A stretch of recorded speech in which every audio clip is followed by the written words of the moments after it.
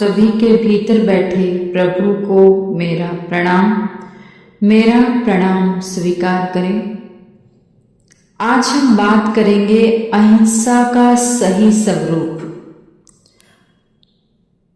अहिंसा परमो धर्म। हिंसा और अहिंसा। आगम में हिंसा के दो प्रकार बताए हैं, द्रव्य हिंसा और भाव हिंसा। द्रव्य हिंसा का अर्थ है किसी जीव का प्राण हरण करना, उसको जीवन में विरहित करना, और स्पष्ट रूप से कहे तो प्रत्यक्ष में उसकी हत्या करना द्रव्य हिंसा है। और भाव हिंसा का अर्थ है मन में हत्या का संकल्प करना। दोष किसमें ज्यादा है? इस पर यदि विचार किया जाए तो शास्त्रकार कहते हैं द्रव्य हिंसा की अपेक्षा भाव हिंसा में ज्यादा दोष है। बाहर रूप से द्रव्य हिंसा को देखते हुए ऐसा लगता है कि यह बहुत बड़ा अपराध है, पर जो द्रव्य हिंसा सामने दिखाई देती है या जो प्रत्यक्ष में घटित होती है, उसके पीछे भाव हिंसा काम कर रही है। पहले मनुष्य के भीतर में हिंसा के बीज पड़ते हैं और वो ही बीज धीरे धीरे भीतर में पनपते हैं। आपको जो बाहर में हिंसा दिखाई दे रही है, तात्कालीन हिंसा दिखाई दे रही है, तो वो कोई तुरंत घटित नहीं हुई है, उसके पीछे एक क्रम है। पहले मनुष्य के मन में हिंसा के बीज जन्म लेते हैं। मनुष्य पहले मन में संकल्प विकल्प करता है, पहले भीतर में जन्म लेते हैं, इसके बाद हिंसा होती है। आदमी किससे द्वेष करे तो द्वेष भीतर से करते रहता है, वह द्वेष भी हिंसा है।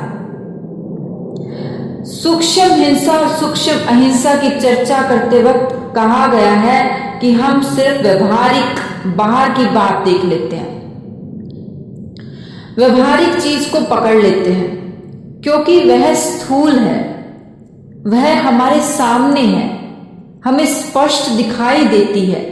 द्रव्य हिंसा स्थूल है इसलिए स्पष्ट दिखती है, पर भाव हिंसा दिखाई नहीं देती।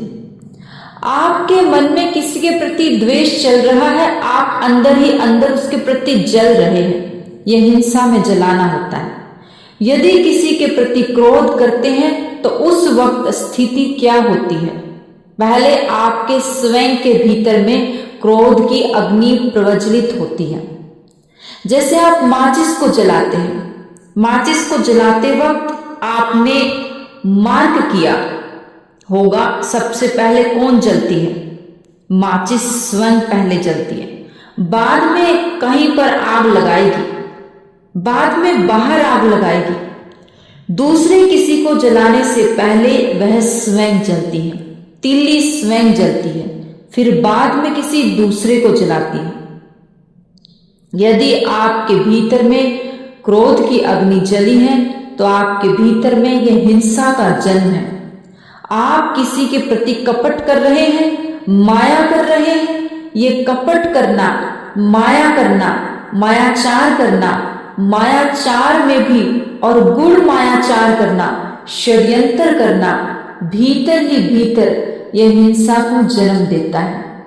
हमारे यहाँ हिंसा और अहिंसा के बारे में बहुत विस्तार से, बहुत गहराई से आज चर्चा की।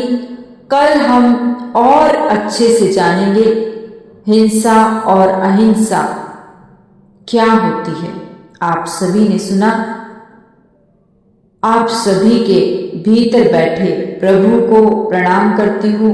हे प्रभु, मेरा प्रणाम स्वीकार करें।